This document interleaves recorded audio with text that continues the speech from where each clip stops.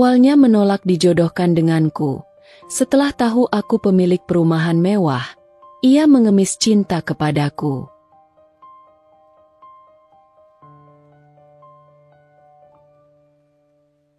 Aku menghela napas panjang saat melihat pesan dari ibuku.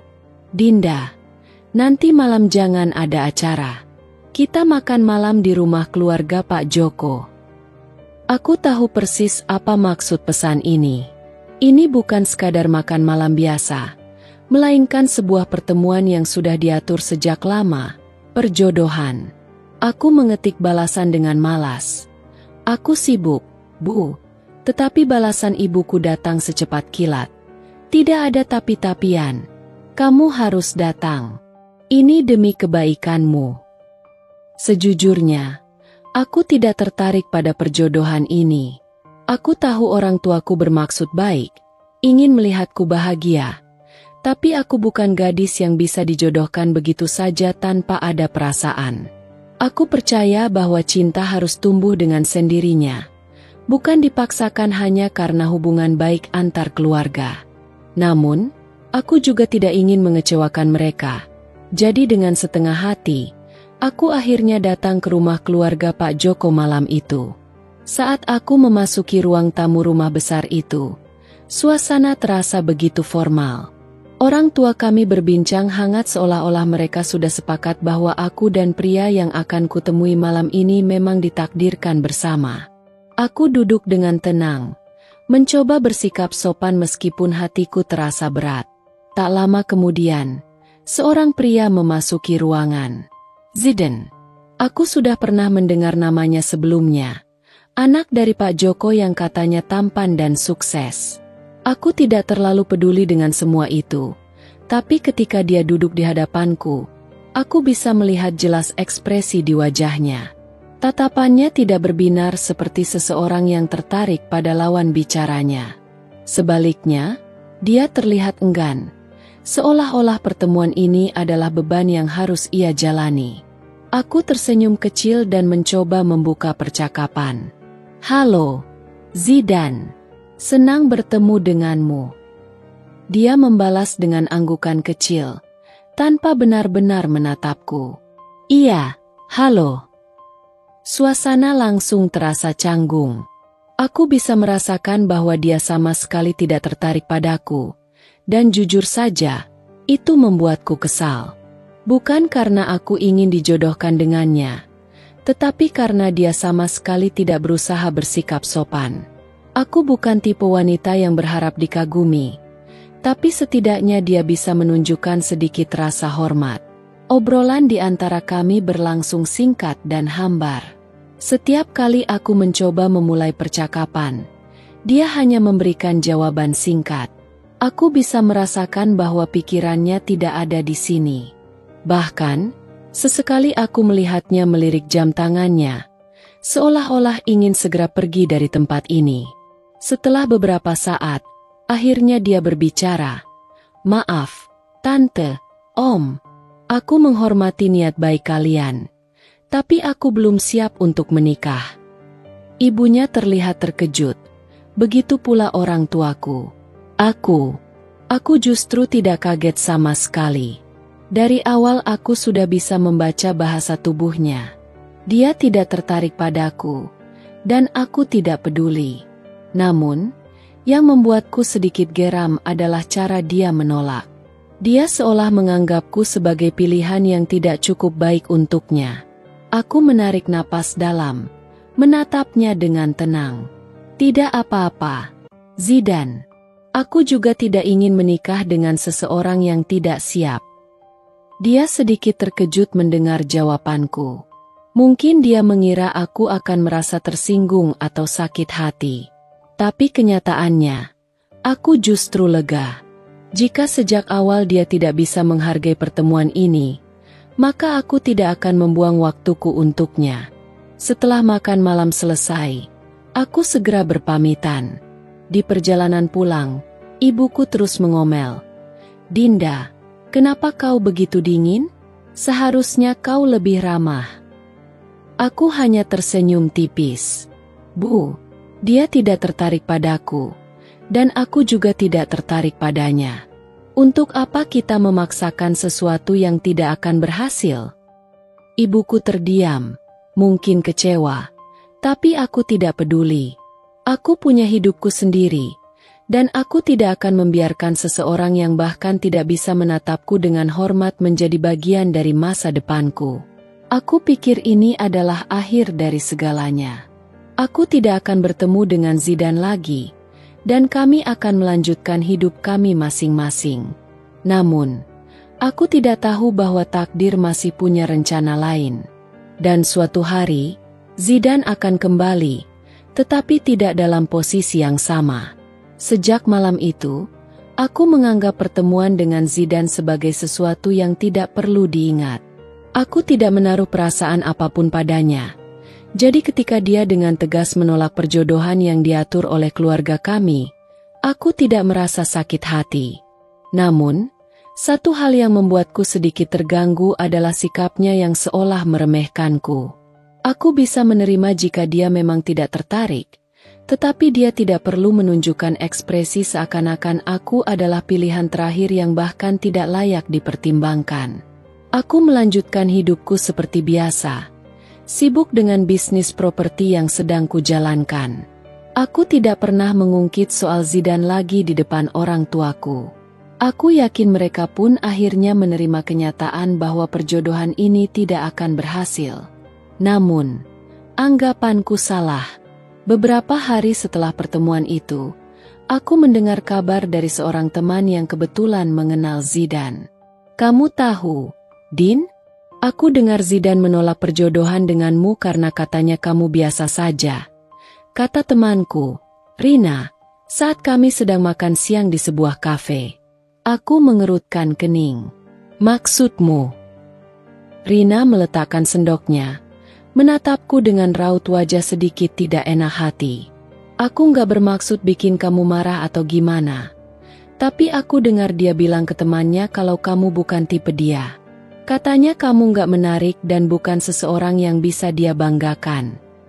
Aku terdiam sejenak, membiarkan kata-kata itu meresap dalam pikiranku. Aku bukannya tidak pernah ditolak dalam hidup. Tapi mendengar bahwa seseorang dengan terang-terangan meremehkanku seperti itu membuat dadaku sedikit sesak. Aku meneguk minumanku perlahan, mencoba tetap tenang. Jadi, menurutnya aku tidak cukup baik untuknya? Tanyaku, memastikan. Rina menghela napas. Kurang lebih begitu. Aku tahu ini menyebalkan, tapi aku pikir kamu harus tahu. Aku menahan senyum sinis. Jika Zidane hanya berkata bahwa dia tidak tertarik padaku, aku bisa menerimanya dengan mudah. Tapi fakta bahwa dia sampai berbicara seperti itu pada orang lain menunjukkan bahwa dia adalah tipe pria yang menilai seseorang dari penampilan dan status sosial. Sejak saat itu, aku tidak mau lagi mendengar nama Zidane. Aku tidak peduli dengan kehidupannya, apa yang dia lakukan, atau siapa yang akhirnya akan dia nikahi. Aku hanya ingin fokus pada hidupku sendiri, membuktikan bahwa aku lebih dari sekadar wanita biasa di matanya. Tapi takdir selalu punya cara untuk mempermainkan keadaan. Aku tidak tahu bahwa suatu hari nanti, Zidane akan datang padaku dengan penyesalan, dan aku akan berada dalam posisi untuk melihatnya hancur. Setelah kejadian perjodohan yang gagal dan mendengar komentar merendahkan dari Zidane, aku berjanji pada diriku sendiri bahwa aku tidak akan membiarkan hal itu mempengaruhi hidupku. Aku bukan wanita yang mudah terpuruk hanya karena penolakan seseorang yang bahkan tidak mengenalku dengan baik. Jika ada satu hal yang aku pelajari dari pengalaman itu, adalah bahwa aku tidak perlu validasi dari siapapun untuk membuktikan nilai diriku. Aku kembali fokus pada bisnis propertiku. Aku sudah memulai usaha ini sejak beberapa tahun lalu dengan modal kecil, membeli tanah-tanah strategis yang bisa dikembangkan menjadi kawasan perumahan. Tidak banyak orang yang percaya bahwa seorang wanita muda sepertiku bisa terjun ke dunia properti yang keras ini. Tapi aku tidak peduli. Aku bekerja keras, mempelajari seluk-beluk bisnis ini, bertemu dengan berbagai investor, dan membangun jaringan yang kuat. Setiap hari, aku menghabiskan waktu di lapangan, mengawasi proyek pembangunan, bertemu dengan para kontraktor, dan bernegosiasi dengan para pengembang. Aku terbiasa berdiri di bawah terik matahari, mengenakan helm proyek, dan memantau setiap detail pembangunan. Aku tidak hanya duduk di belakang meja dan memberikan perintah. Aku ingin memastikan bahwa setiap proyek yang kusentuh akan menjadi sesuatu yang berkualitas dan layak dihuni. Bisnis ini tidak mudah. Aku mengalami banyak hambatan, dari masalah perizinan, kenaikan harga bahan bangunan, hingga persaingan ketat dengan perusahaan properti besar. Tapi setiap tantangan justru semakin membuatku bersemangat. Aku menikmati setiap prosesnya, mulai dari menggambar konsep perumahan, mencari investor, hingga akhirnya melihat rumah-rumah yang sudah selesai dibangun dan dihuni oleh keluarga-keluarga yang bahagia. Dalam waktu beberapa tahun, aku berhasil mengembangkan proyek besar pertamaku, sebuah kompleks perumahan mewah di kawasan strategis kota. Perumahan ini bukan sekadar kumpulan rumah biasa, tetapi sebuah kawasan eksklusif dengan desain modern dan fasilitas lengkap. Aku ingin menciptakan lingkungan tempat tinggal yang tidak hanya nyaman tetapi juga bernilai investasi tinggi. Saat proyek ini mulai dikenal, nama dan reputasiku sebagai pengusaha muda mulai naik. Media lokal mulai meliput kesuksesanku, dan beberapa investor besar mulai melirik proyek-proyekku. Tapi yang paling membuatku bangga adalah melihat bagaimana kerja kerasku akhirnya membuahkan hasil. Aku tidak butuh pengakuan dari siapapun, apalagi dari pria seperti Zidane yang pernah menganggapku tidak cukup menarik atau berharga. Aku tahu nilai diriku sendiri, dan aku tahu bahwa aku bisa mencapai apapun yang kuinginkan tanpa harus bergantung pada siapapun. Namun, hidup selalu penuh kejutan. Aku tidak pernah menyangka bahwa keberhasilanku akan membawaku kembali ke dalam lingkaran takdir yang dulu pernah kutinggalkan. Dan orang yang dulu menolak keberadaanku, suatu hari nanti akan berdiri di hadapanku dengan wajah penuh penyesalan. Aku sudah melupakan Zidane. Setelah malam perjodohan yang canggung dan komentar merendahkannya tentangku, aku memilih untuk fokus pada hidupku sendiri. Aku sibuk dengan proyek perumahan mewah yang sedang kukembangkan. Setiap hari adalah perjuangan baru, negosiasi baru, dan keputusan besar yang harus kuambil. Aku tidak punya waktu untuk memikirkan seseorang yang bahkan tidak pernah menghargai kehadiranku. Namun, dunia ini ternyata tidaklah luas. Tak peduli seberapa jauh aku mencoba menjauh dari seseorang, selalu ada kemungkinan namanya akan muncul kembali dalam percakapan yang tak terduga. Dan itulah yang terjadi dengan Zidane. Suatu sore, aku sedang duduk di sebuah kafe setelah bertemu dengan seorang klien. Aku menikmati kopi hangatku sambil mengecek laporan keuangan di laptop ketika Rina, sahabatku, tiba-tiba datang dan duduk di depanku dengan ekspresi penuh antusiasme. "Din, kamu masih ingat Zidane, kan?" tanyanya tanpa basa-basi. Aku mengangkat alis, tidak terlalu tertarik dengan arah pembicaraan ini. "Iya, kenapa?" Rina menyeringai kecil. Aku dengar dia sekarang dekat dengan seorang wanita kaya, putri dari salah satu pengusaha besar di kota ini. Katanya mereka akan segera bertunangan. Aku mengangkat bahu, mencoba menunjukkan bahwa aku tidak peduli. Baguslah kalau dia sudah menemukan seseorang yang sesuai dengan kriterianya. Rina terkekeh. "Kamu benar-benar nggak tertarik, ya?" Aku menghela napas, menatapnya dengan santai. "Rin, sejak awal dia memang mencari seseorang yang bisa menaikkan status sosialnya. Dulu dia menolakku tanpa berpikir dua kali karena menurutnya aku bukan siapa-siapa. Sekarang, dia memilih wanita yang keluarganya sudah kaya raya sejak lahir. Apa yang mengejutkan dari itu?" Rina terdiam sejenak, lalu mengangguk setuju. "Aku pikir kamu akan sedikit kesal, tapi ternyata kamu benar-benar sudah nggak peduli, ya?" Aku tersenyum tipis. Kenapa aku harus kesal? Aku justru bersyukur. Kalau dia dulu menerimaku hanya karena terpaksa, aku mungkin akan terjebak dalam pernikahan yang salah. Dalam hati, aku sedikit geli mendengar kabar itu. Jadi, Zidane akhirnya mendapatkan apa yang diinginkannya. Seorang wanita yang lahir dari keluarga kaya, seseorang yang bisa memberinya status sosial tinggi tanpa harus bekerja keras. Aku tidak terkejut. Sejak awal, aku sudah bisa menebak bahwa Zidane adalah tipe pria yang lebih memilih kenyamanan instan dibandingkan membangun sesuatu bersama dari nol. Aku tidak lagi membahas Zidane setelah percakapan itu. Bagiku, dia hanyalah seseorang dari masa lalu yang tidak ada hubungannya dengan masa depanku. Tapi aku juga tidak menyangka bahwa kisahnya tidak akan berakhir di situ. Beberapa bulan setelah kabar pertunangannya tersebar, aku mendengar sesuatu yang jauh lebih menarik. Dan kali ini, bukan sekadar cerita biasa. Ini adalah awal dari karma yang akan menghampiri Zidane. Waktu berlalu begitu cepat. Aku semakin sibuk dengan proyek-proyek properti yang sedang kukembangkan. Namaku mulai dikenal di kalangan pengusaha, dan banyak investor besar mulai melirik proyek-proyekku. Aku tidak lagi memikirkan Zidane. Bahkan kabar pertunangannya yang dulu sempat kudengar pun sudah menguap dari pikiranku. Sampai suatu hari, takdir mempertemukan kami kembali dengan cara yang sama sekali tidak kuduga. Hari itu, aku sedang mengunjungi salah satu proyek perumahan mewah yang kubangun. Kompleks perumahan ini adalah proyek terbesar yang pernah kutangani, sebuah kawasan eksklusif dengan desain modern, fasilitas lengkap, dan harga yang hanya bisa dijangkau oleh kalangan atas. Setelah bertahun-tahun bekerja keras, akhirnya aku bisa melihat hasil nyata dari perjuanganku. Aku berjalan menyusuri jalanan kompleks yang sudah hampir selesai, mengecek setiap detail bangunan.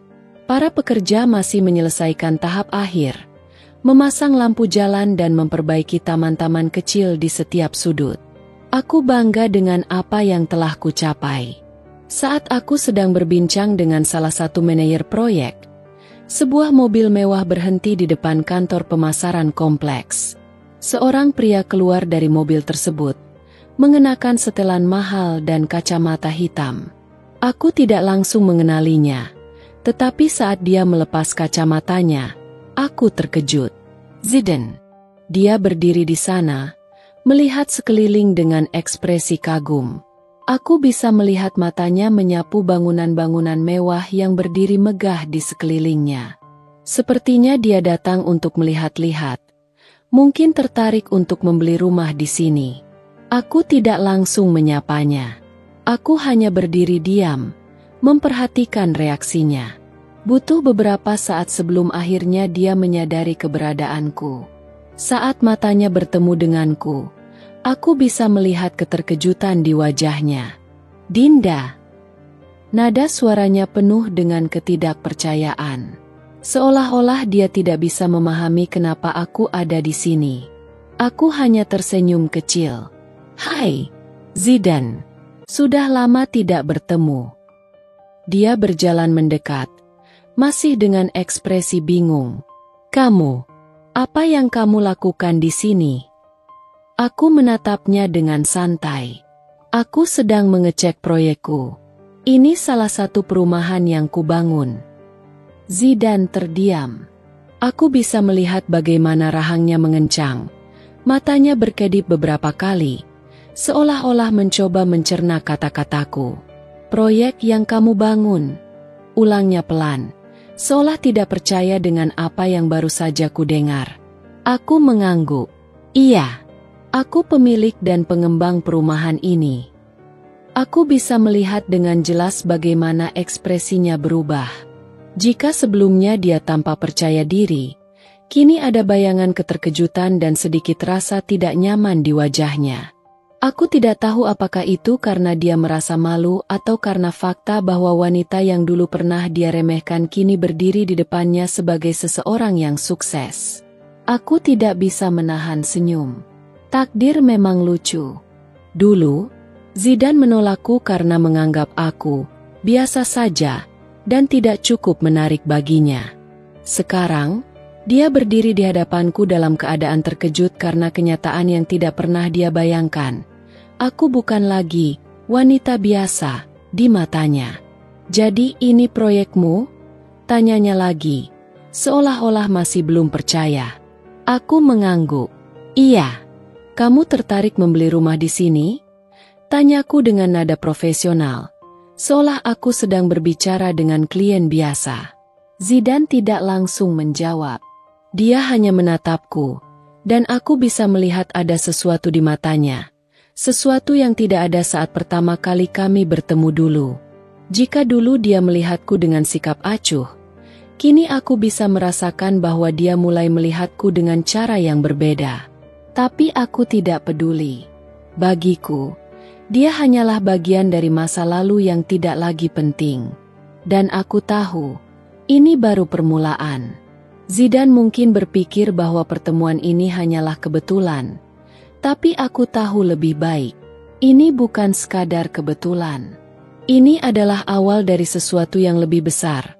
Sesuatu yang akan membuatnya menyadari bahwa dia telah membuat kesalahan besar dengan meremehkanku dulu.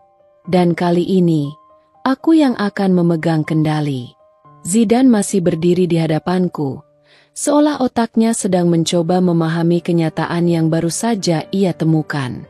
Aku bisa melihat perubahan di wajahnya, campuran antara keterkejutan, ketidakpercayaan, dan mungkin sedikit penyesalan. Aku tetap menjaga ekspresi santai, menikmati setiap detik momen ini.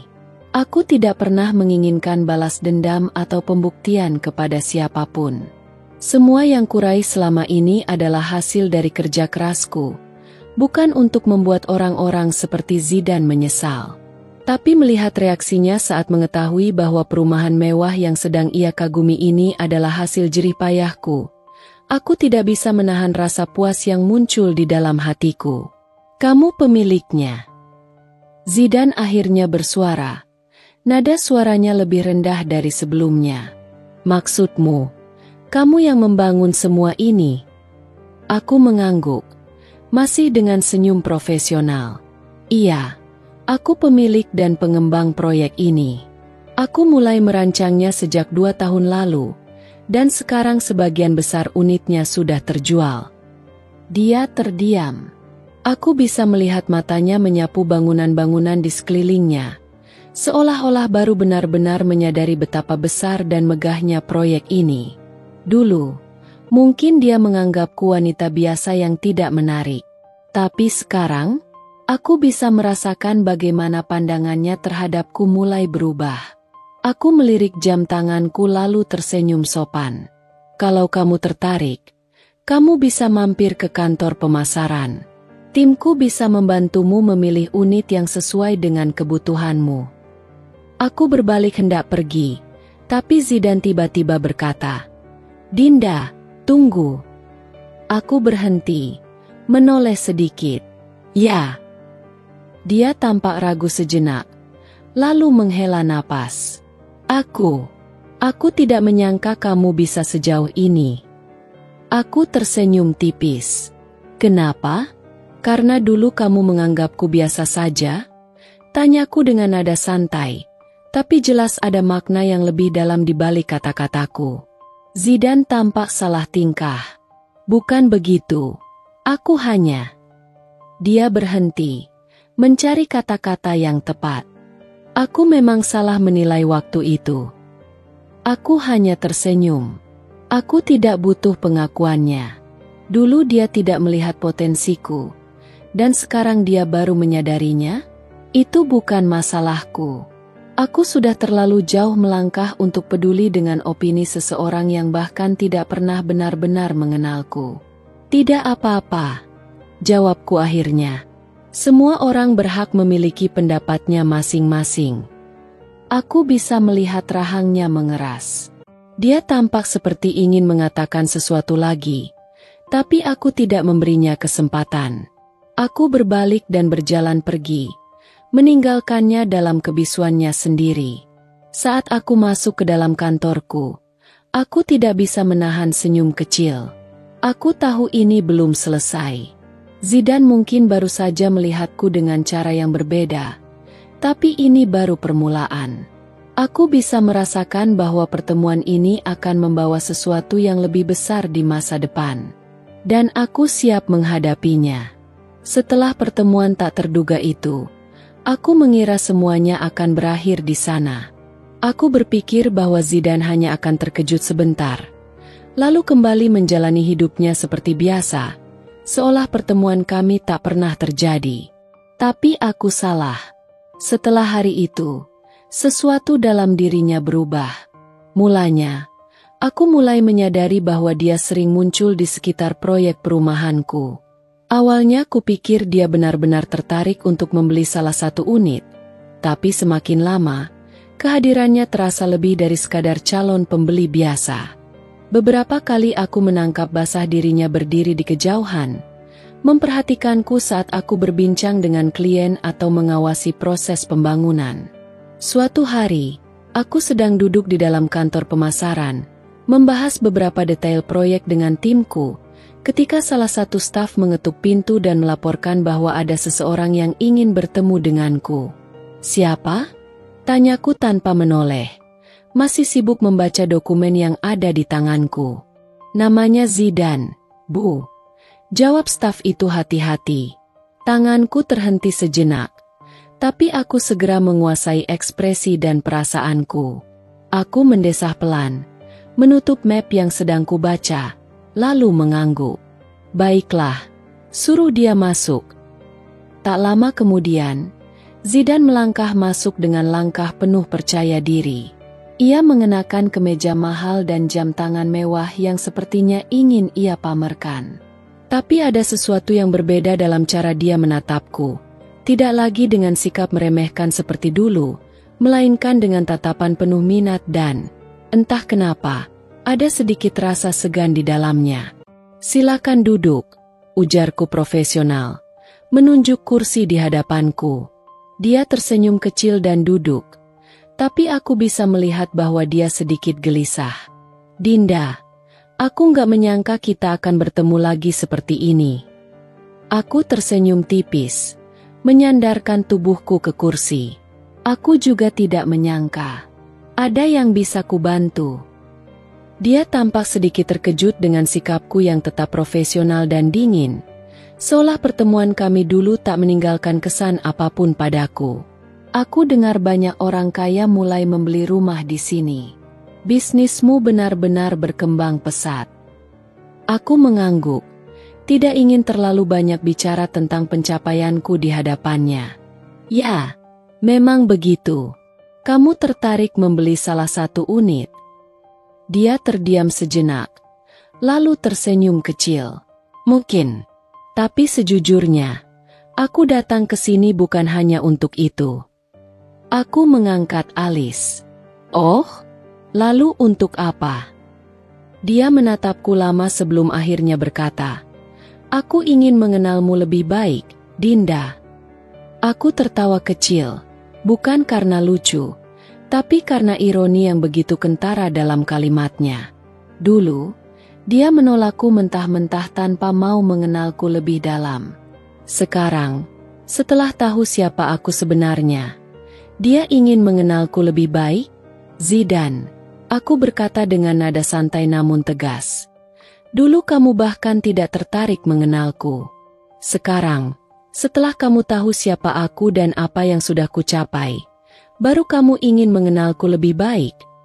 Dia tampak sedikit tidak nyaman dengan kata-kataku, tapi dia tidak mengelak. Aku akui, aku salah menilaimu dulu. Aku terlalu cepat mengambil kesimpulan. Tapi sekarang, aku sadar bahwa kamu lebih dari yang aku bayangkan. Aku tersenyum sinis. "Kamu sadar setelah tahu aku pemilik perumahan mewah ini, bukan?" Zidane terdiam. Tidak ada bantahan yang keluar dari mulutnya. Dan aku tahu bahwa aku benar. Aku berdiri, memberi isyarat bahwa pertemuan ini sudah selesai. "Maaf, Zidane, aku harus kembali bekerja." Kalau kamu benar-benar tertarik membeli rumah di sini, kamu bisa berbicara dengan tim pemasaran kami. Mereka akan membantumu dengan semua detailnya. Zidane masih duduk di tempatnya, seolah enggan pergi. Dinda, aku serius. Aku ingin memperbaiki kesalahanku. Aku menatapnya dalam-dalam sebelum akhirnya berkata dengan nada dingin. Beberapa kesalahan tidak bisa diperbaiki, Zidane. Ada hal-hal yang, sekali kamu lepaskan, tidak akan pernah bisa kamu dapatkan kembali. Aku melihat ekspresi wajahnya berubah, seperti seseorang yang baru saja menyadari bahwa ia telah kehilangan sesuatu yang sangat berharga. Tapi aku tidak peduli. Aku sudah terlalu jauh melangkah untuk melihat ke belakang. Aku meninggalkan ruangan, membiarkan Zidane duduk di sana dengan pikirannya sendiri. Aku tahu, ini belum selesai. Tapi satu hal yang pasti, aku tidak akan membiarkan diriku jatuh ke dalam perangkap yang sama untuk kedua kalinya. Setelah pertemuan di kantor pemasaran, aku mengira Zidane akan menghilang begitu saja. Aku berpikir, setelah aku menolaknya dengan tegas, dia akan sadar diri dan melanjutkan hidupnya tanpa mengusik keberadaanku lagi. Tapi ternyata aku salah. Zidane justru semakin sering muncul. Awalnya, dia masih menggunakan alasan bisnis. Dia akan datang ke kantor pemasaran dengan berbagai macam pertanyaan tentang properti, berpura-pura tertarik membeli salah satu unit rumah di perumahan mewahku. Tapi lama-lama, tujuannya semakin jelas. Dia ingin mencari celah untuk mendekatiku. Dia mulai mengajakku makan siang dengan dalih ingin berdiskusi lebih lanjut tentang investasi properti. Dia mengirim pesan-pesan ramah, seolah ingin membangun kembali komunikasi yang dulu sempat terputus. Bahkan, dia pernah muncul di lokasi proyek saat aku sedang melakukan inspeksi, dengan alasan kebetulan sedang berada di daerah itu. Aku bisa melihat dengan jelas apa yang sedang dia lakukan. Dia berusaha menarik perhatianku. Dia mencoba memperbaiki kesalahan yang dia buat dulu. Tapi bagiku, semua usahanya terasa terlambat. Suatu hari, ketika aku sedang duduk di sebuah restoran setelah bertemu dengan klien, tiba-tiba Zidane muncul dan mendekati mejaku. Aku menatapnya dengan datar. Sudah bisa menebak apa yang akan dia katakan. Dinda, boleh aku duduk? Tanyanya dengan nada sopan yang terdengar canggung. Aku mengangkat bahu. Terserah. Dia duduk, menatapku dengan ekspresi yang sulit diartikan. Aku tidak mengatakan apa-apa, membiarkan dia yang membuka percakapan. Dinda, aku tahu mungkin kamu masih marah padaku, katanya akhirnya. Aku tersenyum tipis. Marah? Untuk apa? Karena aku dulu menolakmu tanpa berpikir panjang. Jawabnya, nada suaranya penuh penyesalan. Aku bodoh. Aku menilaimu hanya dari apa yang aku lihat saat itu, tanpa benar-benar mengenalmu. Dan sekarang, aku sadar aku telah membuat kesalahan besar. Aku meletakkan sendok dan garpuku, menatapnya dalam-dalam. Zidane, kamu tidak membuat kesalahan dengan menolakku. Setiap orang berhak memilih siapa yang ingin mereka jalani hidup bersama. Tapi kesalahanmu adalah menilai seseorang hanya dari permukaannya. Dia terdiam, menunduk sejenak sebelum kembali menatapku. Aku mengerti sekarang. Aku tidak seharusnya bersikap seperti itu. Aku menghela napas, menyandarkan punggung ke kursi. Dan sekarang, setelah kamu tahu siapa aku, setelah kamu melihat apa yang telah aku capai, kamu baru datang dan berkata ingin mengenalku lebih dalam. Aku menggelengkan kepala. Zidane, apa yang kamu cari? Aku atau kesuksesanku? Zidane terkejut dengan pertanyaanku. Dia tampak ingin menjawab dengan cepat, tapi kemudian dia terdiam, seolah sedang mempertimbangkan kata-katanya. Aku tertarik padamu, Dinda, bukan hanya karena kesuksesanmu, Tapi karena aku melihat betapa luar biasanya dirimu, katanya akhirnya. Aku tersenyum tipis. Tapi kali ini ada kepedihan dalam senyumanku. Seandainya aku masih gadis biasa yang tidak punya apa-apa, apakah kamu akan datang kepadaku seperti ini? Dia terdiam. Dan itulah jawabannya. Aku menghela napas dan berdiri. Zidane, aku sudah tidak hidup di masa lalu. Aku tidak menyimpan dendam. Tapi aku juga tidak ingin mengulang kesalahan yang sama. Aku sudah terlalu jauh melangkah untuk menoleh ke belakang. Aku meninggalkannya di sana, masih duduk dengan ekspresi bingung dan mungkin sedikit putus asa. Aku tahu, dia mulai menyadari sesuatu yang penting, bahwa ada hal-hal yang tidak bisa dia perbaiki, tidak peduli seberapa keras dia mencoba. Dan aku juga tahu, ini belum berakhir. Zidane belum menyerah. Tapi satu hal yang pasti, aku tidak akan membiarkan diriku jatuh ke dalam perangkap yang sama lagi. Aku mengira setelah percakapan terakhir kami di restoran, Zidane akan mengerti bahwa aku tidak tertarik untuk memberinya kesempatan kedua. Aku berharap dia akan berhenti mencoba dan melanjutkan hidupnya tanpa lagi mengusik keberadaanku. Tapi ternyata, aku salah. Semakin aku menolak, semakin gigih dia berusaha mendekatiku. Awalnya, dia hanya mengirim pesan singkat, sekadar menanyakan kabar atau memberi komentar tentang proyek perumahanku. Aku jarang membalasnya, dan kalaupun membalas, hanya sekadar sopan. Tapi ketika dia mulai muncul di berbagai acara bisnis yang kuhadiri, aku mulai merasa bahwa ini bukan lagi kebetulan. Suatu malam, aku menghadiri acara gala dinner yang diselenggarakan oleh Asosiasi Pengusaha Properti. Ini adalah acara penting di mana para pengembang besar, investor, dan pejabat pemerintahan berkumpul untuk membahas peluang bisnis baru. Aku mengenakan gaun elegan berwarna merah marun, berjalan anggun di antara para tamu sambil berbincang dengan rekan-rekan bisnis. Saat aku tengah berbicara dengan seorang investor asing, aku melihat sosok yang tak asing lagi berjalan mendekat. Zidane. Dia mengenakan setelan hitam yang terlihat mahal, seolah ingin menunjukkan bahwa dia juga bagian dari kalangan elit yang ada di ruangan itu. Aku menghela napas dalam hati. Aku tidak mengerti apa yang ada di pikirannya, tapi satu hal yang pasti, dia belum menyerah. Dinda. Suaranya terdengar lembut saat dia berdiri di sampingku, menatapku dengan tatapan yang sulit diartikan. Aku menoleh, tetap menjaga ekspresi tenang. Zidane. Dia tersenyum kecil. Boleh aku bicara denganmu sebentar? Aku melirik investor yang sedang bersamaku, lalu kembali menatap Zidane. Maaf, aku sedang sibuk. Tolong, hanya sebentar, pintanya. Kali ini dengan nada yang sedikit lebih memohon. Aku menghela napas. Aku tidak ingin membuat kegaduhan di acara penting seperti ini.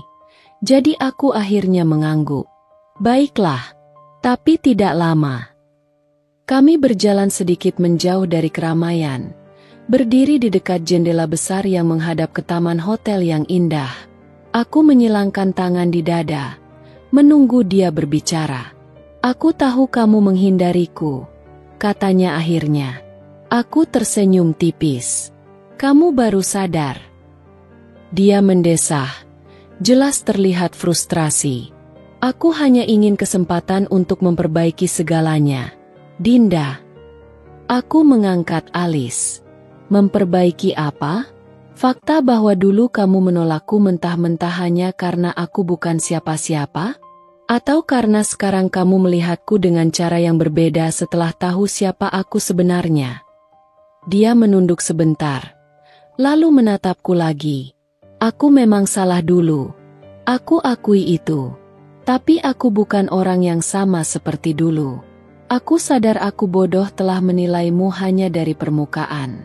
Sekarang aku melihatmu apa adanya, dan aku benar-benar ingin mengenalmu lebih dalam. Aku menggelengkan kepala pelan. Kamu tidak benar-benar ingin mengenalku, Zidane. Kamu hanya terpesona dengan pencapaianku. Jika aku masih gadis biasa, kamu bahkan tidak akan melirikku." Dia terdiam. Aku tertawa kecil, tapi ada nada pahit dalam suaraku. "Lihat, kamu tidak bisa membantah itu." Aku melangkah mendekat, menatapnya tajam. "Dulu, kamu menolak kesempatan untuk mengenalku sebelum kamu tahu aku siapa. Dan sekarang, aku yang menolak untuk memberimu kesempatan, setelah aku tahu siapa kamu sebenarnya." Wajahnya menegang. "Dinda, tolong."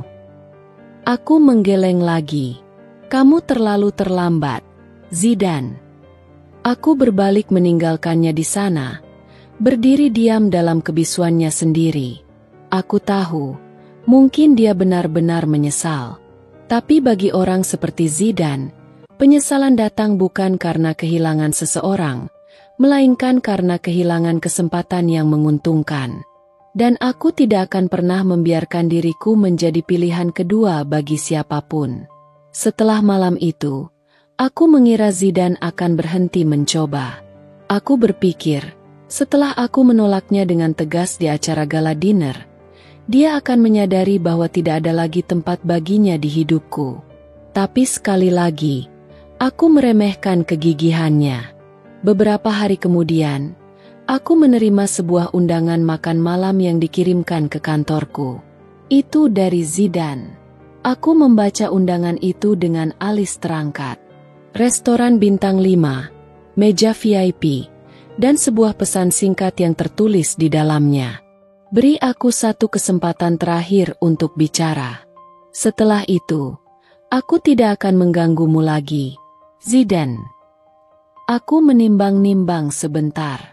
Aku tidak memiliki kewajiban untuk bertemu dengannya, tapi di sisi lain, aku juga ingin melihat sejauh mana dia akan berusaha.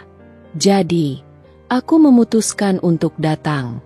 Malam itu, aku tiba di restoran dengan mengenakan gaun hitam elegan. Seorang pelayan segera mengantarku ke meja tempat Zidan sudah menunggu. Dia berdiri ketika aku tiba, mengenakan setelan abu-abu gelap yang terlihat sempurna di tubuhnya. Tapi matanya, ada sesuatu yang berbeda dalam tatapannya kali ini. Tidak ada lagi keangkuhan atau rasa percaya diri yang berlebihan. Yang ada hanyalah sesuatu yang menyerupai penyesalan. "Terima kasih sudah datang," katanya pelan ketika aku duduk. Aku hanya mengangguk tanpa berkata apa-apa, menunggu dia membuka percakapan. Zidan menarik napas dalam sebelum akhirnya berbicara. "Dinda, aku tahu aku mungkin adalah pria paling bodoh yang pernah kamu temui." Aku mengangkat alis, sedikit terkejut dengan pernyataan jujurnya. Dia melanjutkan, "Aku menilai seseorang hanya dari apa yang terlihat di permukaan.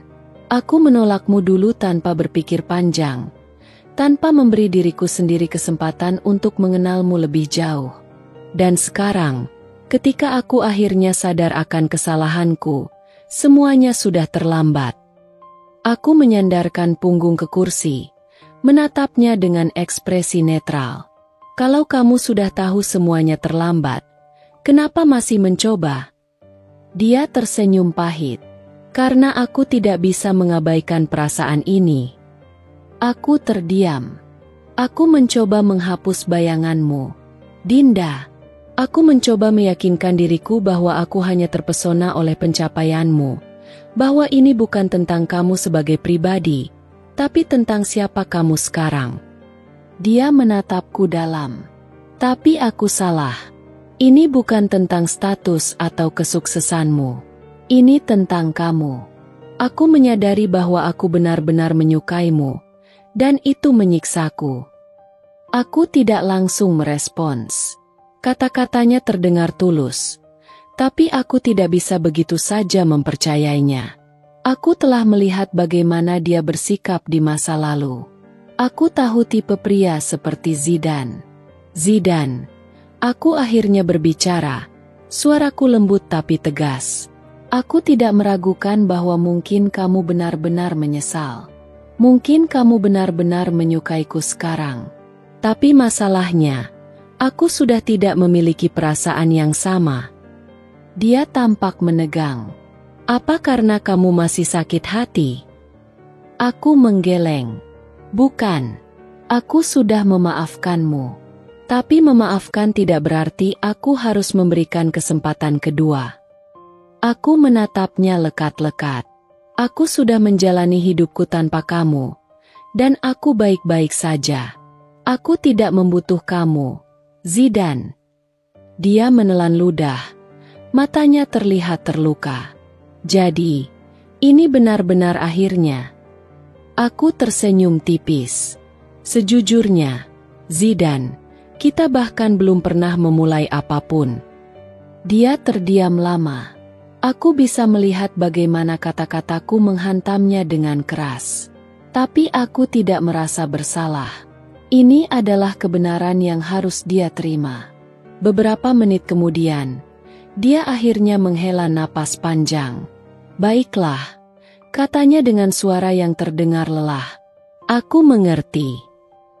Aku berdiri, bersiap untuk pergi. Sebelum melangkah, aku menatapnya untuk terakhir kalinya. Semoga kamu menemukan seseorang yang benar-benar bisa menghargaimu dan yang bisa kamu hargai sejak awal.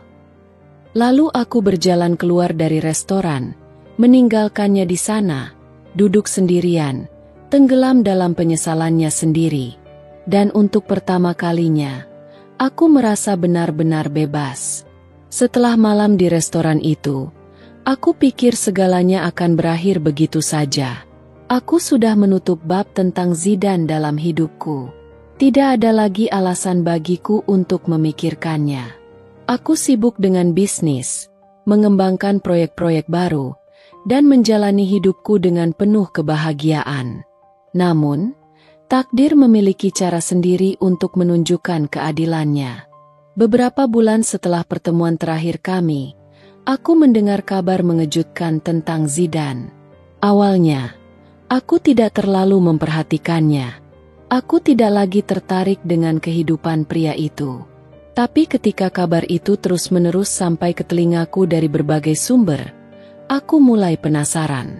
Suatu pagi, saat aku sedang duduk di kafe sambil menikmati kopi, seorang teman lamaku, Lita, tiba-tiba datang dan duduk di hadapanku dengan ekspresi penuh antusiasme. "Kamu sudah dengar kabar tentang Zidane?" tanyanya tanpa basa-basi. Aku menyesap kopiku dengan tenang. "Kabar apa?" Lita tersenyum penuh arti, lalu mendekat seolah ingin memastikan tidak ada yang mendengar. "Dia bangkrut." Aku mengangkat alis, tidak terkejut tapi juga tidak mengharapkan ini. "Bangkrut?" Lita mengangguk cepat. "Iya, perusahaannya kolaps. Aku dengar dia mengalami kerugian besar setelah salah berinvestasi di proyek properti yang gagal total. Beberapa investor menarik dana mereka, dan sejak itu bisnisnya terus menurun." Aku hanya diam, menyerap informasi itu. "Bukan hanya itu," lanjut Lita. Matanya berbinar penuh semangat gosip. "Tunangannya meninggalkannya. Aku dengar mereka sudah merencanakan pernikahan. Tapi begitu perempuan itu tahu keuangan Zidane berantakan, dia langsung pergi dan membatalkan semuanya." Aku tersenyum tipis. Ada ironi dalam cerita ini yang sulit untuk diabaikan. Zidane, pria yang dulu menolakku karena statusku yang dianggap tidak cukup tinggi, kini ditinggalkan oleh seseorang yang mungkin memilihnya hanya karena hartanya. Sekarang dia benar-benar jatuh. "Dinda," tambah Lita. Dia bahkan menjual mobilnya dan rumahnya yang dulu megah. Beberapa teman yang dulu dekat dengannya mulai menjauhinya. Aku tidak tahu harus merasa apa. Apakah ini karma yang akhirnya datang menghampirinya? Aku tidak merasakan kebahagiaan atas penderitaannya. Tapi aku juga tidak merasa kasihan. Aku hanya berpikir bahwa dunia ini memang berputar. Dan apa yang kita tanam akan kita tuai. Lita menatapku dengan penasaran. "Kamu nggak mau tahu bagaimana keadaannya sekarang?" Aku menggeleng pelan. "Tidak, Aku sudah tidak ada hubungannya dengan dia. Aku berkata dengan jujur. Masa laluku dengan Zidane telah berakhir. Aku tidak ingin kembali melihat ke belakang. Tapi aku tidak bisa mengabaikan fakta bahwa ini adalah pelajaran yang sangat berharga. Untuknya, dan mungkin juga untukku. Ketika seseorang menilai orang lain hanya berdasarkan status dan materi, mereka sering lupa bahwa hidup bisa berubah dalam sekejap.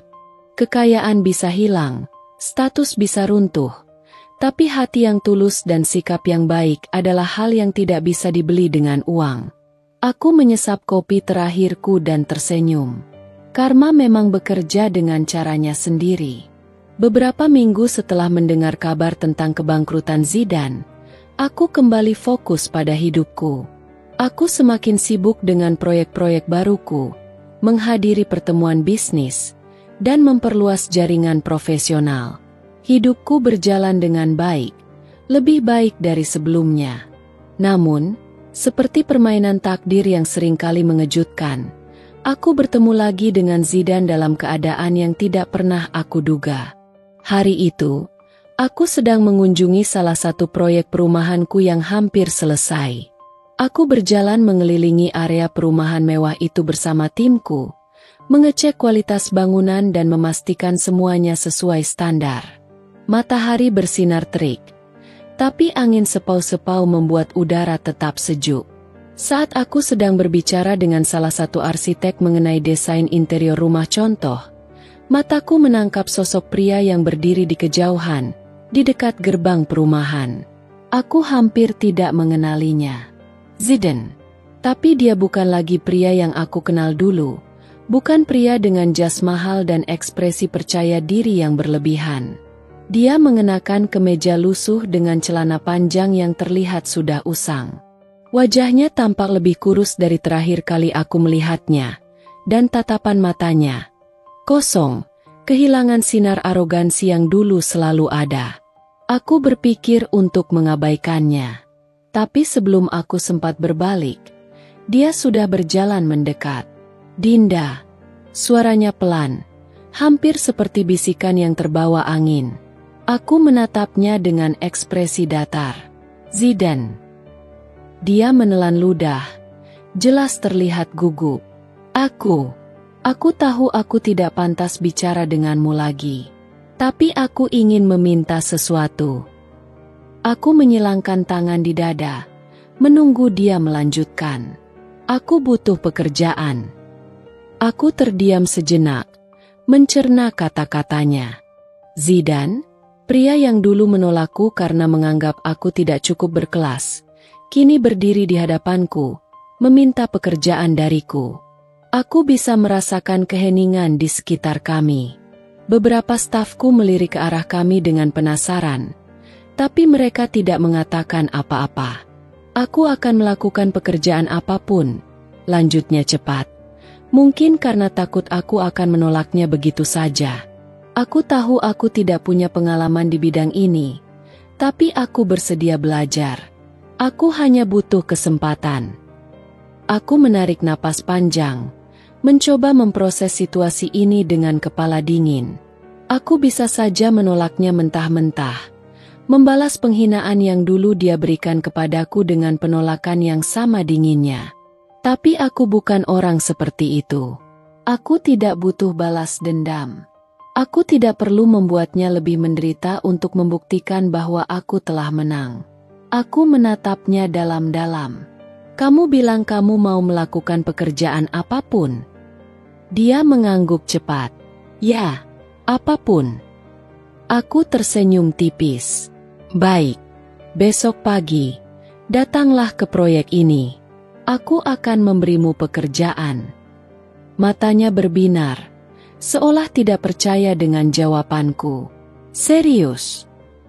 Aku mengangguk. "Tapi jangan berharap pekerjaan kantoran atau posisi tinggi. Aku tidak akan memberimu jabatan hanya karena kita punya sejarah." Dia mengangguk lagi, kali ini lebih pelan. "Aku mengerti. Terima kasih, Dinda."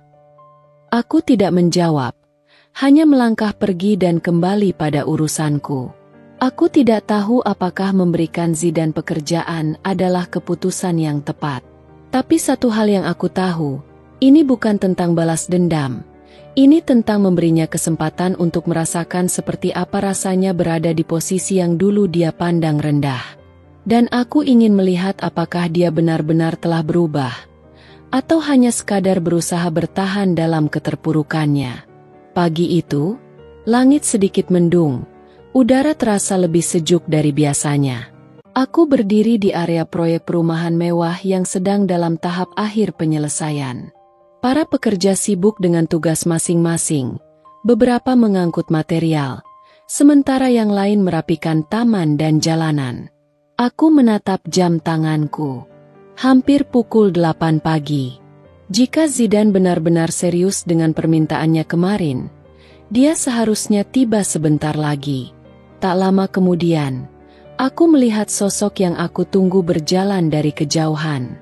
Zidane datang dengan mengenakan kemeja sederhana yang terlihat sedikit lusuh, celana jeans yang mulai memudar warnanya, dan sepasang sepatu yang jelas bukan lagi barang mahal seperti dulu. Berbeda dengan Zidane yang aku kenal dulu, pria yang selalu tampil rapi, dengan jas mahal dan parfum beraroma eksklusif. Dia mendekatiku dengan wajah sedikit gugup, tapi matanya menunjukkan tekad yang cukup kuat. "Pagi, Dinda," sapanya dengan nada hormat, jauh dari sikap angkuhnya di masa lalu. Aku mengangguk singkat. "Kamu tepat waktu. Itu awal yang baik." Aku melirik ke arah seorang mandor yang berdiri tidak jauh dari kami. "Pak Johan," panggilku, dan pria parubaya itu segera menghampiri. "Ini pekerja baru kita, Zidane. Mulai hari ini, dia akan bekerja di bawah pengawasan Anda." Pak Johan menatap Zidane dari ujung kepala hingga ujung kaki, lalu menoleh ke arahku dengan ekspresi sedikit terkejut. "Dia ini bukan orang kantoran, Bu?" Aku tersenyum tipis. Dia bilang dia siap bekerja apa saja. Pak Johan mengangguk mengerti, lalu menepuk bahu Zidane dengan cukup kuat. "Kalau begitu, ayo ikut saya. Kita lihat apakah kamu benar-benar siap." Aku melihat Zidane menelan ludah sebelum mengikuti Pak Johan ke bagian proyek yang lebih aktif. Aku bisa merasakan bahwa ini akan menjadi pengalaman yang tidak mudah baginya. 1 jam kemudian, aku meluangkan waktu untuk melihat bagaimana Zidane bekerja. Dari kejauhan, aku melihatnya berdiri di antara para pekerja lain. Wajahnya sudah dipenuhi keringat meski baru bekerja sebentar. Pekerjaan pertamanya cukup sederhana, membantu mengangkut batu bata dan semen dari satu titik ke titik lain. Bukan pekerjaan berat, tapi jelas bukan sesuatu yang biasa dia lakukan. Aku melihat bagaimana dia awalnya canggung. Tubuhnya terlihat kaku saat membawa material bangunan. Beberapa pekerja lain meliriknya dengan heran. Beberapa bahkan tertawa kecil, mungkin menganggapnya orang asing di dunia mereka. Tapi yang membuatku terkejut, Zidane tidak menunjukkan tanda-tanda menyerah. Dia tetap bekerja, meskipun gerakannya masih kaku dan wajahnya mulai menunjukkan kelelahan. Aku mendekati Pak Johan yang tengah mengawasi para pekerja. "Bagaimana?" tanyaku sambil melipat tangan di dada. Pak Johan mengangkat bahu. "Jujur saja, saya tidak yakin dia akan bertahan lama." Tangannya masih lembut seperti orang yang tidak pernah bekerja kasar. Dia melirik ke arah Zidane yang sedang mengangkat tumpukan batu bata dengan wajah tegang. "Tapi kalau dia mau bertahan, kita lihat saja nanti." Aku tersenyum kecil. Aku sendiri penasaran. Apakah Zidane benar-benar berubah? Atau ini hanya sekadar usaha terakhirnya untuk bertahan hidup? Saat istirahat siang tiba, aku melihat Zidane duduk di bawah pohon, menghapus keringat dari wajahnya dengan lengan bajunya. Nafasnya tersengal, jelas menunjukkan bahwa tubuhnya belum terbiasa dengan pekerjaan fisik seperti ini. Aku melangkah mendekatinya, membawa sebotol air mineral dingin, lalu meletakkannya di sampingnya. "Minum," kataku singkat. Dia mendongak, terlihat terkejut, lalu mengambil botol itu. "Terima kasih." Aku duduk di kursi yang tidak jauh darinya, menatapnya tanpa berkata apa-apa selama beberapa saat. Akhirnya, aku bertanya, "Bagaimana rasanya?" Zidane menatap botol air di tangannya, lalu menghela napas panjang. "Berat." Aku mengangkat alis. "Masih mau lanjut?" Dia terdiam sejenak, lalu mengangguk. "Ya." Aku tersenyum tipis. "Baik." Aku tidak tahu sampai kapan dia akan bertahan. Tapi satu hal yang aku tahu, inilah ujian sebenarnya bagi Zidane. Bukan hanya ujian fisik, tapi juga ujian bagi mental dan egonya yang dulu begitu besar. Dan aku ingin melihat, apakah dia benar-benar telah belajar sesuatu dari semua yang telah terjadi dalam hidupnya. Hari demi hari berlalu, dan aku terus mengamati perkembangan Zidane dari kejauhan. Aku ingin tahu sejauh mana dia bisa bertahan. Apakah dia benar-benar sudah berubah? Atau ini hanya upaya sementara sampai dia menemukan jalan lain yang lebih mudah? Sejak hari pertama bekerja sebagai pekerja lapangan di proyek perumahanku, aku melihat betapa kerasnya perjuangan Zidane. Dia bukan hanya menghadapi kelelahan fisik, tetapi juga tatapan meremehkan dari beberapa pekerja lain yang mengetahui latar belakangnya. Bagaimana tidak? Zidane dulu adalah pria sukses, hidup dalam kemewahan, dan kini harus bekerja sebagai buruh bangunan, sesuatu yang pasti tidak pernah dia bayangkan sebelumnya. Aku memperhatikan bagaimana dia terengah-engah saat mengangkat tumpukan semen, bagaimana tangannya yang dulu halus mulai dipenuhi lecet dan kapalan, dan bagaimana otot-ototnya yang tidak terbiasa dengan pekerjaan fisik mulai menunjukkan tanda-tanda kelelahan. Tapi meski terlihat sangat sulit baginya, dia tidak pernah mengeluh. Setiap pagi dia datang tepat waktu, mengenakan pakaian kerjanya yang lusuh, dan mulai bekerja seperti pekerja lainnya. Namun, tidak semua orang menyambut kehadirannya dengan baik. Suatu siang, saat aku sedang mengecek beberapa laporan di kantor proyek, aku mendengar suara ribut dari luar. Aku segera bangkit dan berjalan ke arah sumber suara, hanya untuk menemukan Zidane dikelilingi oleh beberapa pekerja lain. Salah satu dari mereka, seorang pria berbadan besar bernama Reno, menatap Zidane dengan ekspresi meremehkan. "Hei, tuan mantan orang kaya, kamu yakin ini pekerjaan yang cocok buatmu?" Tanyanya dengan nada mengejek. Beberapa pekerja lain tertawa kecil, menikmati hinaan itu. Zidane, yang wajahnya sudah dipenuhi keringat dan debu, hanya menatap Reno tanpa ekspresi. "Aku cuma ingin bekerja," jawabnya singkat. Reno tertawa lebih keras. "Bekerja? Kamu bahkan gak tahu cara mengangkat semen dengan benar. Lihat tanganmu, masih seperti tangan orang kantoran. Kamu yakin gak mau cari pekerjaan yang lebih sesuai buat kamu? Mungkin jadi customer service di mall." Tawa lainnya terdengar lagi. Aku memperhatikan ekspresi Zidane dengan saksama. Aku ingin tahu bagaimana reaksinya terhadap penghinaan ini. Namun, yang terjadi berikutnya cukup mengejutkanku. Alih-alih membalas atau marah, Zidane justru mengangguk pelan. "Iya, aku memang belum terbiasa, tapi aku akan belajar." Reno mengangkat alis, mungkin tidak menyangka jawaban yang begitu tenang. "Belajar? Kita lihat sampai kapan kamu bisa bertahan." Setelah mengatakan itu, Reno berbalik dan berjalan pergi, masih terkikik dengan beberapa pekerja lain. Aku tetap berdiri di tempatku, melihat bagaimana Zidane hanya diam sejenak, lalu kembali bekerja seperti tidak terjadi apa-apa. Aku tidak bisa menahan senyum kecil. Ini adalah sesuatu yang tidak pernah aku lihat dari Zidane sebelumnya.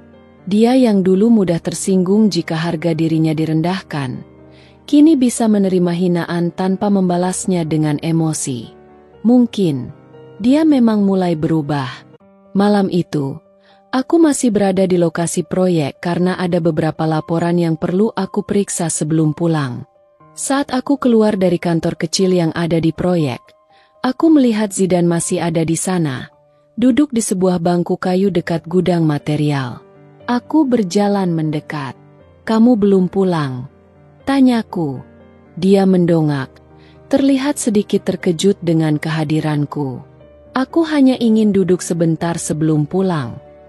Aku duduk di ujung bangku yang sama, menatap ke arah bulan yang bersinar redup di langit. "Gimana harimu?" tanyaku lagi. Zidane menghela napas panjang. "Lelah." Dia menatap tangannya yang penuh dengan lecet dan luka kecil.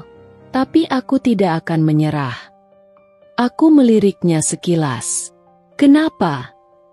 Dia terdiam cukup lama sebelum akhirnya menjawab. "Karena aku tidak mau kembali ke kehidupan yang dulu, di mana aku berpikir segalanya bisa aku dapatkan hanya dengan status dan uang. Aku sudah kehilangan segalanya sekali. Aku tidak mau kehilangan kesempatan kedua ini." Aku terdiam, memproses kata-katanya. "Dulu aku terlalu sombong," lanjutnya. "Aku mengira hidup akan selalu berpihak padaku. Aku pikir, selama aku punya uang dan status, aku tidak perlu peduli dengan siapapun." Dia tertawa kecil, tapi terdengar pahit. "Sekarang aku sadar, semua itu bisa hilang dalam sekejap." Aku memandangnya dengan lebih dalam kali ini. Apa yang dia katakan terdengar tulus, bukan sekadar kata-kata untuk mencari simpati.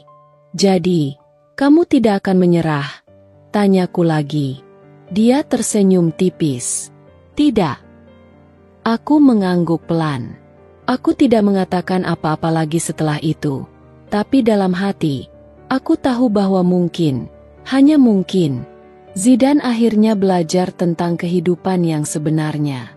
Dan aku ingin melihat sejauh mana dia bisa membuktikan tekadnya. Hari-hari terus berlalu, dan aku semakin sering mengamati perkembangan Zidane. Aku ingin melihat sejauh mana dia bisa bertahan. Apakah dia benar-benar berubah atau hanya sekadar bertahan karena tidak punya pilihan lain?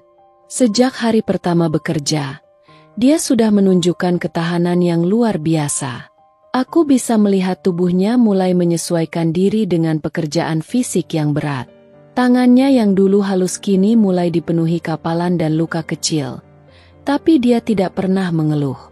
Bahkan ketika cuaca terik dan keringatnya mengucur deras, dia tetap bekerja tanpa protes. Namun, cobaan untuknya belum berhenti. Suatu hari, proyek sedang dalam kondisi yang cukup sibuk. Beberapa pekerja kelelahan karena harus mengejar target, dan di tengah situasi itu, salah satu pekerja senior, Reno, orang yang sebelumnya meremehkan Zidane, mulai mencari-cari masalah. Aku sedang berdiri di salah satu sudut proyek, mengamati jalannya pekerjaan ketika tiba-tiba terdengar suara keras. "Zidane, apa-apaan ini?" Suara Reno menggema di antara suara alat berat dan langkah para pekerja. Aku segera menoleh dan melihat Reno berdiri dengan wajah marah, menunjuk ke arah tumpukan material yang tampak sedikit berantakan. Di dekatnya, Zidane berdiri dengan ekspresi tenang, meskipun wajahnya sudah basah oleh keringat. "Apa masalahnya?" tanyaku sambil berjalan mendekat. Reno menoleh ke arahku. "Bu Dinda, lihat ini. Dia nggak bisa bekerja dengan benar. Dia salah menaruh semen. Bisa bahaya kalau ada yang jatuh." Aku melirik tumpukan semen yang dimaksud. Memang tidak serapi biasanya, tapi bukan masalah besar yang sampai perlu dibesar-besarkan. Aku melihat ke arah Zidane, menunggu penjelasannya. Zidane mengusap keringat di dahinya. "Saya hanya mengikuti instruksi yang diberikan Pak Johan tadi, Bu. Kalau ada yang kurang rapi, saya bisa perbaiki." Nada suaranya tetap tenang, tanpa sedikit pun emosi atau rasa defensif. Namun, Reno tidak berhenti di situ. Ini bukan cuma soal rapi atau enggak. Ini soal ketelitian. Kalau dia terus begini, proyek kita bisa kena masalah. Aku bisa melihat ada nada iri dalam suara Reno. Sepertinya dia sengaja mencari kesalahan Zidane. Aku sudah memperhatikan sejak beberapa hari terakhir bahwa Reno memang selalu mencari cara untuk meremehkan Zidane. Seolah tidak terima bahwa mantan orang kaya itu kini ada di lingkungan yang sama dengannya. Aku menarik napas pelan. Kalau memang ada kesalahan, cukup perbaiki. Tidak perlu berteriak-teriak seperti ini. Aku menoleh ke Zidane. Kamu bisa rapikan lagi tumpukan semen itu. Zidane mengangguk tanpa ragu. Bisa, Bu. Aku melirik Reno sekilas. Tidak perlu membesar-besarkan hal kecil. Reno, yang penting adalah niat untuk belajar dan memperbaiki. Reno terlihat tidak senang, tapi dia tidak berani membantah. Dia hanya mendengus kesal dan pergi meninggalkan kami. Aku kembali menatap Zidane yang sudah mulai merapikan tumpukan semen dengan lebih teliti. Aku bisa melihat tekad di matanya. Dia mungkin bukan pekerja terbaik di proyek ini, tapi satu hal yang aku akui, dia tidak pernah menyerah. Malamnya, aku masih berada di kantor proyek untuk menyelesaikan beberapa laporan. Saat aku keluar dari ruangan, aku melihat Zidane masih duduk di dekat area parkir, mengikat tali sepatunya dengan ekspresi lelah. Aku melangkah mendekatinya. Kamu masih di sini? Dia mendongak, sedikit terkejut melihatku. Iya. Baru mau pulang. Aku duduk di bangku dekatnya, menikmati semilir angin malam. Gimana kerja hari ini? Zidane tertawa kecil, meskipun jelas ada kelelahan di wajahnya. Seperti biasa, penuh tantangan. Aku tersenyum tipis. Aku lihat tadi kamu tidak membalas saat Reno mencari-cari kesalahanmu. Dia mengangkat bahu. Percuma. Kalau aku membalas, aku hanya terlihat seperti orang yang tidak bisa menerima kritik. Lebih baik aku buktikan dengan kerja keras. Aku menatapnya, mencoba mencari tanda-tanda apakah dia benar-benar serius dengan kata-katanya. Dulu, lanjutnya pelan, aku sering menilai orang dari status mereka. Aku pikir, orang yang bekerja di lapangan seperti ini tidak punya masa depan yang baik. Tapi sekarang, aku sadar kalau aku salah. Orang-orang ini jauh lebih kuat dariku. Mereka bekerja dengan jujur, tidak sombong, dan benar-benar berjuang untuk hidup mereka. Aku terdiam. Kata-katanya terasa begitu jujur. Berbeda dengan Zidane yang aku kenal dulu. Aku tidak tahu apakah aku sudah berubah atau belum, katanya lagi. Tapi aku ingin terus mencoba. Aku menghela napas pelan. Aku tidak menyangka akan mendengar kata-kata seperti itu dari Zidane. Aku bangkit berdiri. Baiklah, kalau kamu memang serius, teruslah bekerja dengan baik. Jangan pedulikan orang-orang seperti Reno. Yang penting, kamu tahu tujuanmu. Dia mengangguk dengan senyum kecil. Terima kasih, Dinda. Aku tidak menjawab. Hanya berbalik dan berjalan menuju mobilku. Dalam hati, aku merasa bahwa Zidane benar-benar sedang menjalani ujian terbesar dalam hidupnya. Dan untuk pertama kalinya, aku mulai percaya bahwa mungkin, hanya mungkin, dia benar-benar berubah. Tapi apakah perubahan itu cukup untuk menebus masa lalunya? Hanya waktu yang bisa menjawabnya. Beberapa bulan telah berlalu sejak Zidane mulai bekerja di proyek perumahan mewah milikku. Aku terus mengamatinya, bukan hanya sebagai pemilik proyek, tetapi juga sebagai seseorang yang pernah terluka oleh kesombongannya di masa lalu. Aku ingin melihat apakah dia benar-benar telah berubah atau hanya bertahan karena tidak punya pilihan lain. Aku harus mengakui, Zidane bukan lagi pria yang sama seperti dulu. Dia kini lebih rendah hati, lebih tekun, dan tidak lagi mengeluh tentang kehidupannya yang sulit. Aku melihat bagaimana dia mulai mendapatkan respek dari beberapa pekerja yang sebelumnya meremehkannya. Namun, Tidak semua orang bisa dengan mudah menerima perubahan itu. Salah satunya adalah Reno. Sejak awal, Reno selalu mencari cara untuk merendahkan Zidane. Dia tidak suka melihat Zidane bertahan, apalagi ketika beberapa pekerja mulai menghormatinya. Baginya, Zidane seharusnya gagal dan menyerah, bukan bertahan dan membuktikan dirinya. Dan suatu hari, karma akhirnya menunjukkan keadilannya. Hari itu, proyek sedang berjalan seperti biasa. Aku sedang duduk di kantor kecil proyek, memeriksa laporan keuangan, ketika tiba-tiba terdengar teriakan dari luar. Aku segera bangkit dan bergegas keluar, hanya untuk melihat kerumunan pekerja berkumpul di sekitar salah satu tumpukan material. "Ada apa ini?" tanyaku dengan nada tegas. Beberapa pekerja menoleh ke arahku dengan ekspresi tegang. Salah satu dari mereka menjawab, "Reno, Bu, dia tertimpa tumpukan batu bata."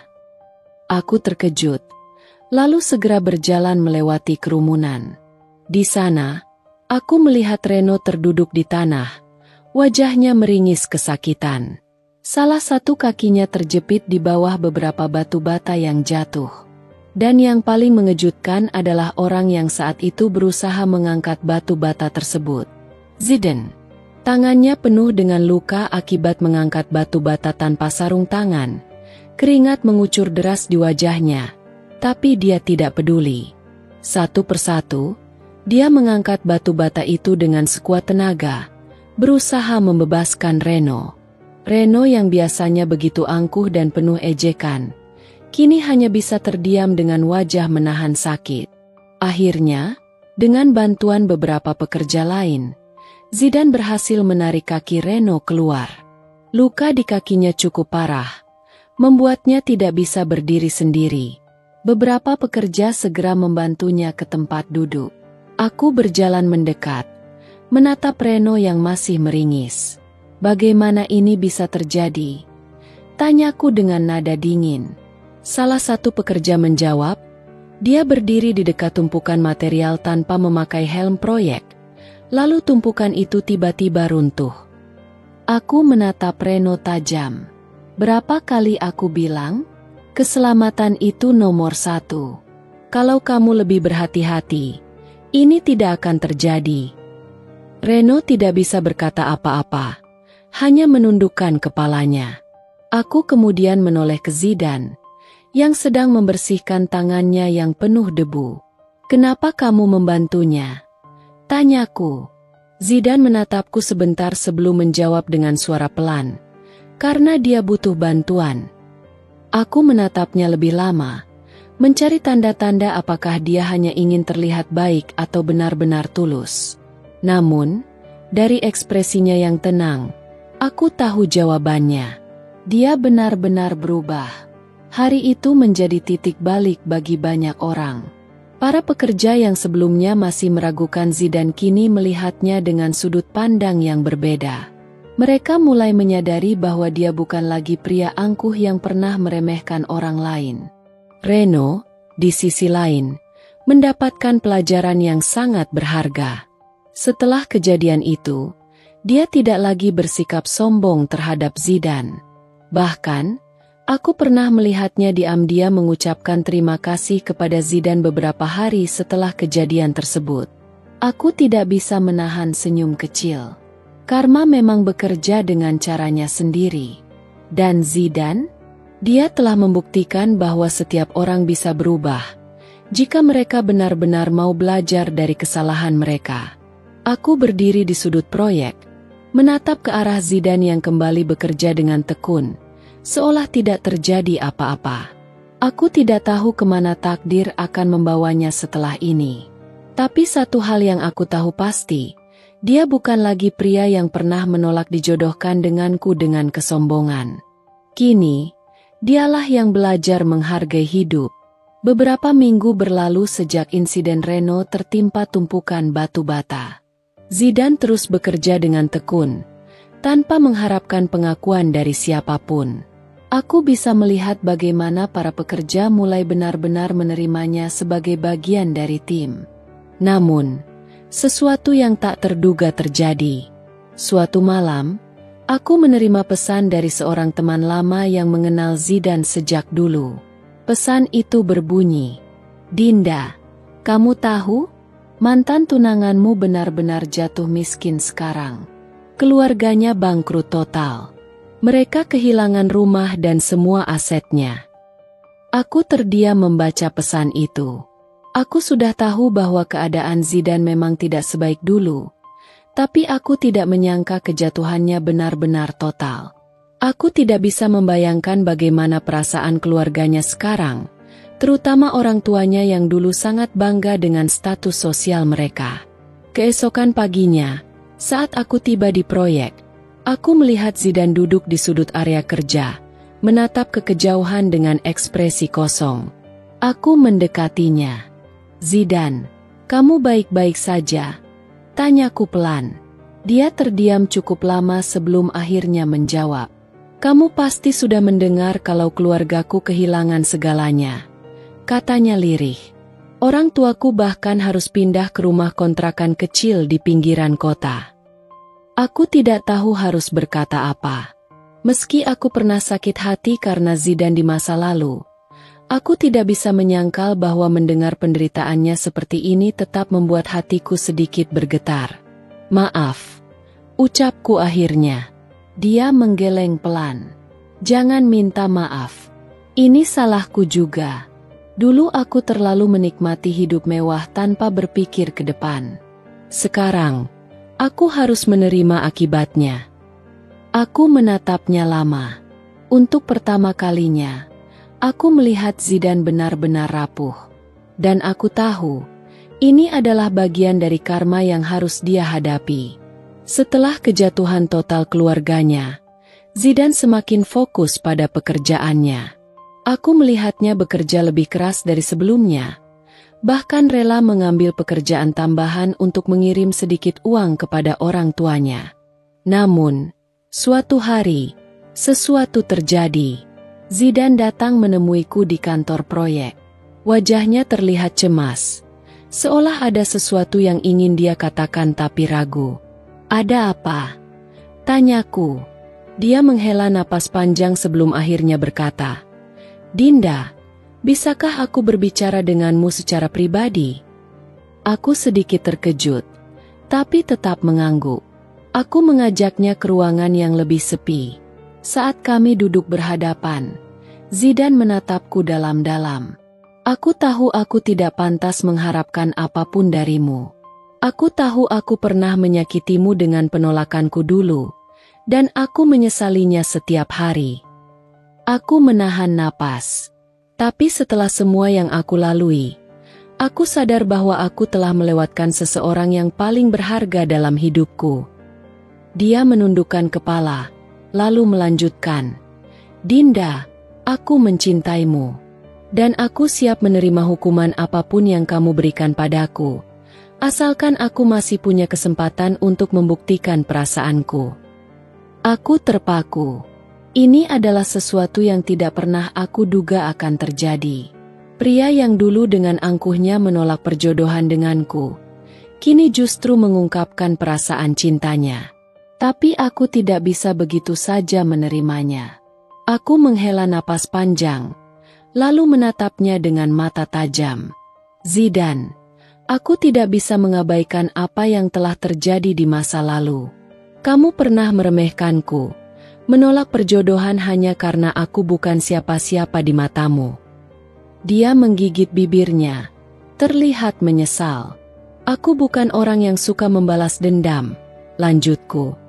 "Tapi aku juga tidak bisa mengabaikan kenyataan bahwa kamu baru menyadari perasaanku setelah kehilangan segalanya." Zidane menatapku dengan penuh rasa bersalah.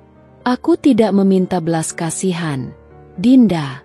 Aku hanya ingin kesempatan untuk menunjukkan bahwa aku benar-benar mencintaimu." Aku terdiam lama. Lalu, dengan suara pelan, aku berkata, "Zidane, aku sudah move on." Zidane terdiam mendengar kata-kataku. Aku bisa melihat kekecewaan yang dalam di matanya. Tapi aku harus jujur pada diriku sendiri. Aku sudah melewati masa-masa di mana aku berharap dia akan mencintaiku. Aku sudah belajar untuk berdiri sendiri, menjadi wanita yang kuat tanpa bergantung pada siapapun. Dan yang paling penting, aku sudah menemukan kebahagiaan tanpa harus memiliki dia di sisiku. Zidane menunduk. Aku mengerti. Suaranya terdengar serak. Aku menghela napas, mencoba meredakan ketegangan di antara kami. Aku tidak membencimu, Zidane. Aku justru bersyukur kamu telah belajar dari kesalahanmu. Tapi aku tidak bisa kembali ke masa lalu dan berpura-pura bahwa semuanya masih sama. Dia tersenyum kecil, meskipun aku tahu hatinya pasti terluka. Aku mengerti, ulangnya. Setidaknya, aku bisa merasa tenang karena sudah mengungkapkan perasaanku padamu. Aku mengangguk. Kamu akan menemukan seseorang yang lebih baik. Seseorang yang akan mencintaimu dengan tulus. Dan seseorang yang bisa kamu cintai sejak awal, bukan setelah semuanya terlambat. Zidane tertawa kecil, meskipun ada kesedihan di matanya. Aku harap begitu. Kami berdua terdiam sejenak, menikmati momen terakhir sebagai dua orang yang pernah terhubung oleh takdir, tetapi memilih jalan yang berbeda. Aku bangkit berdiri. Aku harap kamu terus bekerja keras dan menemukan tujuan hidupmu yang baru. Dia mengangguk. Terima kasih, Dinda, untuk semuanya. Aku hanya tersenyum, lalu berbalik meninggalkannya. Saat aku berjalan menjauh, aku merasa lega. Ini adalah akhir yang tidak pernah aku bayangkan. Dulu, aku mengira kebahagiaan hanya bisa didapatkan jika aku bisa mendapatkan cinta dari orang yang pernah menolakku. Tapi sekarang, aku tahu bahwa kebahagiaan sejati adalah saat aku bisa berdiri sendiri, tanpa harus mengemis cinta dari siapapun. Dan untuk pertama kalinya, aku benar-benar merasa bebas.